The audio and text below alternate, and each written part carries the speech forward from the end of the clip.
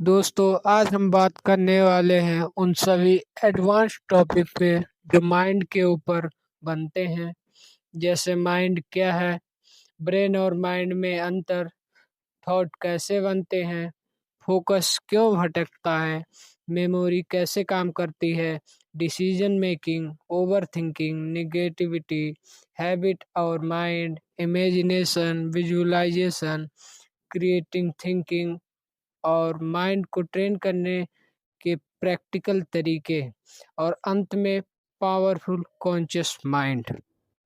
तो दोस्तों, क्या आपने कभी गौर किया है कि हमारा दिमाग दिन भर कुछ न कुछ सोचता रहता है। आप चुप बैठे हैं फिर भी अंदर विचार चल रहे हैं। कभी बीते हुए समय की कोई बात याद आती है, कभी भविष्य की चिंता होने लगती है, कभी किसी छोटी सी बात पर गुस्सा आ जाता है, कभी किसी काम में इतना ध्यान लग जाता है कि आसपास का पता ही नहीं चलता, और कभी ऐसा भी होता है कि आप किसी ज़रूर काम करने बैठें लेकिन आपका ध्यान बार बार दूसरी जगह जाता है। तो सवाल यह है, आखिर हमारे अंदर यह सब क्या हो रहा है। हम सोचते कैसे हैं, कुछ बातें हमें याद रहती हैं और कुछ बातें भूल जाती हैं। हम किसी काम पर ध्यान क्यों नहीं लगा पाते। इन सबको समझने का सबसे आसान तरीका यह है, ब्रेन हमारे शरीर का एक वास्तविक अंग है, जबकि माइंड शब्द का इस्तेमाल हम अपनी सोच, भावनाओं, याद, ध्यान, कल्पना और मानसिक अनुभव के लिए करते हैं। उदाहरण के लिए, आपके सामने एक मुश्किल परिस्थिति आती है, आप उसे देखते हैं, फिर उसके बारे में सोचते हैं। आपको डर या चिंता महसूस हो सकती है। आप अपने पुराने अनुभव को याद करते हैं, फिर अलग अलग विकल्पों के बारे में सोचते हैं और अंत में कोई फैसला लेते हैं। इन पूरी मानसिक प्रक्रियाओं को समझने के लिए हम सामान्य भाषा में माइंड कहते हैं। इसलिए माइंड को समझना वास्तव में अपने सोचने और प्रक्रिया देने के तरीके कहते हैं। कभी हम बहुत अच्छा फैसला लेते हैं और कभी जानते हुए भी गलत फैसला क्यों लेते हैं। और सबसे बड़ा सवाल, क्या हम अपने माइंड को समझकर अपनी सोच की क्षमता, ध्यान, याददाश्त और डिसीजन मेकिंग को बेहतर बना सकते हैं। इस वीडियो में हम माइंड को बिल्कुल आसान भाषा में समझेंगे, तो वीडियो को अंत तक ज़रूर देखिए, क्योंकि अंत में मैं आपको कुछ ऐसा प्रैक्टिकल बताने वाला हूँ जिससे आप डेली लाइफ में इस्तेमाल कर सकते हैं। सबसे पहले समझिए माइंड क्या है। सबसे पहले एक कन्फ्यूजन दूर करते हैं। हम अक्सर ब्रेन और माइंड को एक चीज़ समझ लेते हैं, लेकिन इन्हें समझने का आसान तरीका यह है, हमारे आसपास जो हो रहा है, हमने पहले क्या देखा है, किस तरह के अनुभव हुए हैं और इस समय हम किसी परिस्थिति में हैं, इन सब का असर हमारी सोच पर पड़ सकता है। इसलिए दो लोग एक ही घटना को देखकर बिल्कुल अलग सोच सकते हैं। मान लीजिए दो लोगों को एक ही बिजनेस अपॉर्चुनिटी मिलती है। एक व्यक्ति कहता है, इनमें बहुत रिस्क है, मैं नहीं कर सकता, और दूसरा कहता है कि रिस्क है लेकिन अगर मैं इसे समझ कर धीरे धीरे शुरू करूं तो शायद कर सकता हूं। घटना एक है लेकिन दोनों के अनुभव, बिलीफ और सोचने के तरीका अलग हो सकता है। इसलिए कई बार समस्या केवल बाहर ही परिस्थिति नहीं होती, हम उस परिस्थिति को किसी नज़रिए से देखते हैं और यह बहुत महत्वपूर्ण होती है। अब सवाल आता है, हमारे विचार आते कहाँ से हैं। कभी आपने देखा होगा कि आसपास बैठे अचानक कोई पुरानी बात याद आने लगते हैं। कभी कोई गाना सुनते ही बचपन की कोई याद सामने आ जाती है। कभी किसी व्यक्ति को देखकर कोई पुरानी घटना याद आ जाती है।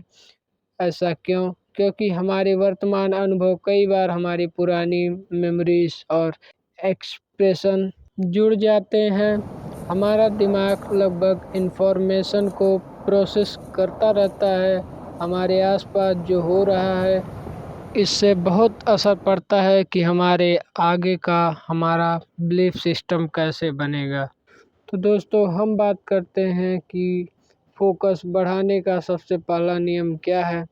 एक समय में एक काम। अगर आप पढ़ें तो पढ़िए, अगर आप वीडियो स्क्रिप्ट लिख रहे हैं तो स्क्रिप्ट लिखिए, अगर आप किसी से बात कर रहे हैं तो उस व्यक्ति को ध्यान से सुनिए। और शुरुआत में खुद से यह उम्मीद मत रखिए कि आप लगातार 2 घंटे लॉक करेंगे। बस 10 मिनट शुरू कीजिए। अपने आप से कहिए, अगले 10 मिनट तक सिर्फ मैं यही काम पर ध्यान दूंगा। फिर धीरे धीरे 15 मिनट, फिर 20 मिनट, और फिर फोकस एक जादू की तरह आप पर बढ़ता रहेगा। या प्रैक्टिकली आपको बेहतर रूप से करना होगा, जिससे आपकी फोकस क्षमता बढ़ेगी और आप धीरे धीरे किसी बिंदु पर या किसी चीज़ पर शांति से आप केंद्रित हो जाएंगे और आपका फोकस लेवल धीरे धीरे ग्रो होने लगेगा। दोस्तों, हम बात करते हैं कि ध्यान भटकता कैसे है। तो जब आप किसी चीज़ पर फोकस जमाएंगे तो शायद आपको आपके साइड में रखे हुए मोबाइल की याद आए, फिर उसमें आए नोटिफिकेशन की, और उसमें रखी एक ऐसी वीडियो जो कि आपको जो कहीं न कहीं आपको डिस्ट्रैक्ट कर रही है।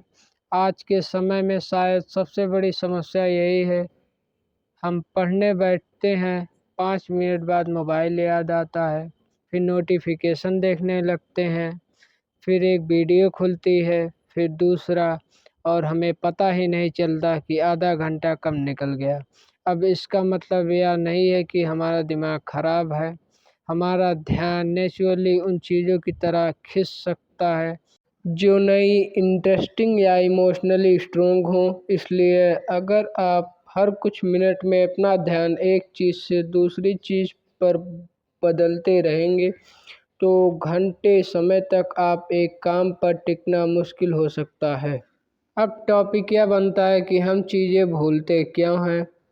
अब बात करते हैं मेमोरी की, कि कई लोग कहते हैं मेरी मेमोरी बहुत कमज़ोर है, लेकिन हर बार चीज़ भूलने का मतलब ख़राब मेमोरी नहीं होती। कई बार समस्या मेमोरी से पहले अटेंशन में होती है। मान लीजिए कोई व्यक्ति आपको अपना नाम बताता है, उसी समय आपका ध्यान मोबाइल पर है, आपने नाम को ठीक से सुना ही नहीं, कुछ मिनट बाद आप नाम भूल गए।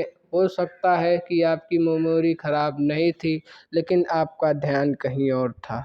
तो दोस्तों, अगर आप हर चीज़ को परफेक्ट होने का इंतज़ार करेंगे तो कई बार एक्शन ही नहीं ले पाएंगे।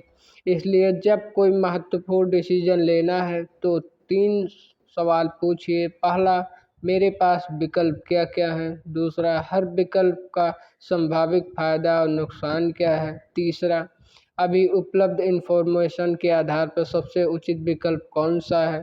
फिर निर्माण कीजिए कि अगर परिणाम आपकी उम्मीद के अनुसार नहीं आता तो उससे सीखिए, क्योंकि एक गलत डिसीजन आपकी पूरी ज़िंदगी का फैसला नहीं होता, लेकिन हर डिसीजन से कुछ कुछ अच्छे परिवर्तन ज़रूर होंगे। अब आते हैं डिसीजन मेकिंग पर। कुछ लोग छोटे से छोटे फैसले में भी बहुत ज़्यादा सोचते हैं, या करूं या ना करूं, या गलत हो गया, या लोग क्या कहेंगे, अगर मेरा डिसीजन फेल हो गया हो। और इसी सोच में फ़ैसला टालता जाता है। इसी कई बार ओवरथिंकिंग कहा जाता है। लेकिन यह बात समझिए, हर डिसीजन में 100% क्लियरिटी मिलना संभव नहीं है। अगर आप हर चीज़ के परफेक्ट का इंतज़ार करेंगे तो कई बार एक्शन ही नहीं ले पाएंगे, जिससे आपका गोल उस समय मिस हो जाएगा। दोस्तों, जब आपको लगे कि आपका दिमाग इन्फॉर्मेशन पर पर्याप्त ध्यान नहीं देता, तो आप एक बेसिक से रूल को फॉलो करें, जिसका नाम है एक्टिव रिकॉल। यानी कुछ पढ़ने के बाद किताब बंद कर दीजिए और खुद से पूछिए, मैंने अभी क्या पढ़ा। फिर अपने शब्दों में जवाब देने की कोशिश कीजिए। अगर आप बिना देखे समझ पा रहे हैं तो इन्फॉर्मेशन को रिकॉल करने का प्रैक्टिस हो रही है। दूसरा तरीका, किसी चीज़ को किसी दूसरी चीज़ से जोड़ना। मान लीजिए आपको कोई नया कॉन्सेप्ट याद करना है, उसे अपने जीवन के किसी एग्जाम्पल में जोड़ दीजिए, जिससे आप रिकॉल करने की क्षमता को बढ़ा पाएंगे। और जब आप रिकॉल करेंगे और इस रूल को बेसिक से फॉलो करेंगे तो आपको अच्छा और बेहतर रिजल्ट देखने को मिलेगा। दोस्तों, अब हम बात करने वाले हैं टॉपिक ओवरथिंकिंग की। ओवरथिंकिंग में कोई व्यक्ति हर बार एक ही बात को लेकर, क्या ये गलत होगा, क्या ये सही होगा, क्या इससे क्या फ़ायदे हैं, इसके बड़े नुकसान है, या व्यक्ति उस बात को हर बार सोचता रहता है। यही ओवरथिंकिंग का एक पैटर्न है जो कि एक व्यक्ति को उसकी निरंतर ज़िंदगी तक चलते रहती है और वह हर बार डिसीजन लेने में बस वही एक चीज़ कि अब क्या होगा, इससे क्या होगा, और तमाम तरह की बातें सोच सोच कर वह ओवरथिंकिंग को बढ़ाता है। मान लीजिए आपको कोई नया काम शुरू करना है।